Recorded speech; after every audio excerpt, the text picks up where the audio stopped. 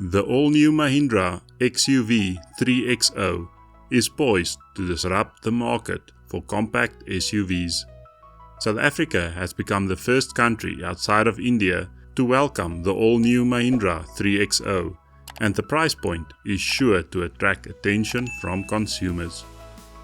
Mahindra SA is confident that the 3XO will be a success and have highlighted 5 key areas where it stands out. I just like to call them the special Mahindra sauce. These features are standout design, advanced technology, world-class safety, superior comfort, and spirited performance. It will need all of these to compete in this segment, as this segment is very competitive. It contains established players in the local market, such as the Suzuki Franx or the Toyota Starlet Cross, the Kia Sonet, the Renault Kiger, the Nissan Magnite, and the recently launched Hyundai Exter, just to name a few. This segment is very price sensitive, and customers are craving value, and this is where the Mahindra 3XO shines.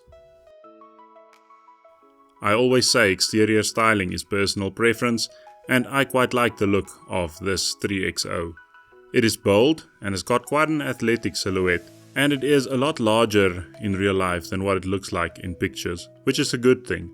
It's one of the widest vehicles in the segment, which results in a lot more interior space, which we'll get to a little bit later. It's got a distinctive front grille and headlight cluster, and depending on the trim level that you go for, there's a few bits and bobs that will change around the vehicle, such as the roof rails at the top, whether you get a sunroof or not, and of course the wheels. Overall, I think the vehicle looks quite stylish, and I wouldn't mind being seen in one of these. The engine is standard across the range. It is a 1.2 litre turbo petrol engine, producing 82 kilowatts and 200 Newton meters of torque, which is decent for this size of vehicle. In terms of the gearbox, you have two options. There's a 6-speed manual or a 6-speed automatic with a torque converter. The automatic is a little bit more expensive than the manual, but we'll touch on the pricing in the next segment. Fuel consumption is indicated as 6.6 liters per 100 for the manual and 6.5 liters to the 100 for the automatic. The fuel tank is a generous size of 42 liters, which should give you about 600 kilometers of range in total. The 3XO comes with 3 different driving modes, and they've got quite interesting names. There's the Zip, the Zag, and the Zoom. There's also 3 different steering modes, which change the responsiveness of the steering, which is quite a niche feature. Whether that is something that will attract buyers, I'm not sure. I would have preferred if they just left that out and saved a bit of cost there. Now, jumping inside the 3XO, I must say that the cabin is quite comfortable. The layout just makes sense. It's nice and ergonomical. Everything is easily within reach, and due to the extra width of the car, there's a lot of space inside. It offers a surprising level of legroom as well as headroom. There's the central infotainment unit, which varies by size, as we just covered in the derivative walkthrough. A wireless charging pad on specific models. Then you get knobs and buttons for the important things, like the climate control and those sort of things. Now, none of that is controlled via the infotainment unit, which is a big win in my view. Overall, the cabin is just a nice place to be.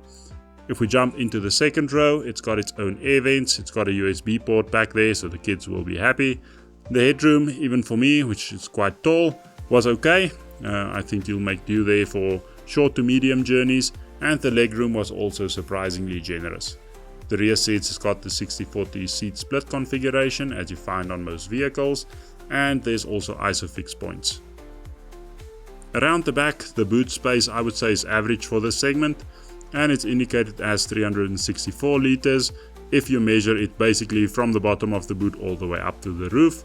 Underneath the boot cover there is a space saver spare wheel, and you also get a parcel cover, I guess, at the back. Where you store this, there is no nice place to put this if you were to take it out, but you get that at least so people won't be able to see what you have stored. Now let's have a look at the different variants that is available in the 3XO. There's basically 5 options to choose from. The entry level is called the MX2. The manual is coming in at 255,000 Rand and the automatic at 275,000 Rand. What do you get with this? You get 6 airbags, which is actually standard across the range, talking about that world-class safety. quite a big tick there. You get stability control and ISOFIX in the rear. Then you also get a 3-point seat belt for all passengers, which again, just touching on that world-class safety. Apart from this, you do get steel rims, so no alloys. There's electrically adjustable mirrors. You get engine start-stop, which should help with fuel efficiency. Then there's the smart steering modes that we alluded to earlier. Power windows at the front and at the rear, so none of the winding windows. Then you get a front armrest with storage. There's air vents in the back, as well as a USB port in the front as well as the rear. Apart from this, you also get a 9-inch infotainment unit and 4 speakers. In addition to what you get on the MX2, the MX3 offers a small sunroof. You get a bigger infotainment unit. Interestingly enough, it's measured in centimeters, so it's a 26 centimeter infotainment unit. You get wireless Android Auto and wired Apple CarPlay. Then you get cruise control, a wireless charger, and it's still got steel wheels, but you get wheel covers for them and not just the exposed steel wheels. The next derivative in the range is the AX5. The manual comes in at 320,000 Rand and the automatic at 345,000 Rand. This gives you LED headlamps as well as LED daytime running lights. You also get an infinity LED tail lamp, sort of that light bar stretching across the back of the vehicle. Then you get twin 26 centimeter screens, one for the infotainment unit and one for the driver instrument cluster. You get online navigation, you get 16-inch alloys. There's dual zone climate control on this one, which is always nice. A rear view camera, you get keyless entry as well as push button start. A lever wrapped steering wheel as well as the gear knob. Tire pressure monitoring system, folding mirrors, height adjustable driver's seat, which again, if you are quite tall or quite short, it's a nice feature to have. Then you get automatic headlamps and automatic wipers, as well as a rear wiper and a rear defogger. There's roof rails on top, as well as a small rear spoiler. You also get 2 additional speakers, bringing the total up to 6. Next up we have the AX5L, which you can only get in automatic. This comes in at 375,000 Rand. This adds level 2 advanced driver assistance systems, as well as a 360-degree surround view camera with blind view monitoring. You get an auto-dimming rear view mirror, an electric parking brake, as well as a cooled glove box. And that brings us to the range topper, which is the AX7L. This comes in at 405,000 Rand and again can only be had in an automatic. With this you get a larger panoramic sunroof. You also get a Harman Kardon premium audio system with an amplifier and a subwoofer. You get soft touch leatherette dashboard and door trims, as well as leatherette seats. This ups the alloy wheels to 17 inches and you also get LED fog lamps. There's a front parking aid system, as well as a 65 watt USB fast charger. Let's quickly cover the service and warranty. You get a 5-year 150,000 kilometer manufacturer's warranty across the range. The service plan, however, is split in the range. It is included in the price, so that's, I guess, positive. But on the MX2 and the MX3, you get a 3-year 55,000 kilometer service plan, and this is increased to a 5-year 100,000 kilometer service plan if you go with the AX5, the AX5L, or the AX7L. This is definitely something to consider if you are looking at picking up a Mahindra 3XO. I was left impressed by the Mahindra XUV 3XO. I think it looks better in person than it looks in pictures. It definitely is bigger in person than what it seems to be in pictures, which is always a good thing. That extra space will come in handy.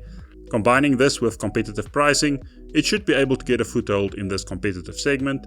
Personally, I prefer this to a Hyundai Exter, and it offers more competitive pricing than the Starlet Cross or the Franks, for example.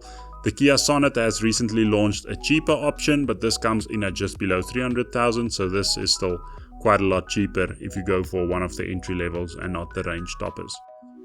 If you are considering this vehicle, let me know in the comments what you are thinking about it. If you have got this vehicle already or you plan on buying it shortly, give us a short write-up in terms of your experience, your first week of ownership. We're always keen to see how people are actually experiencing these vehicles when they live with them on a day-to-day basis. Anyhow, that's a vehicle for today. Thanks for stopping by. Cheers.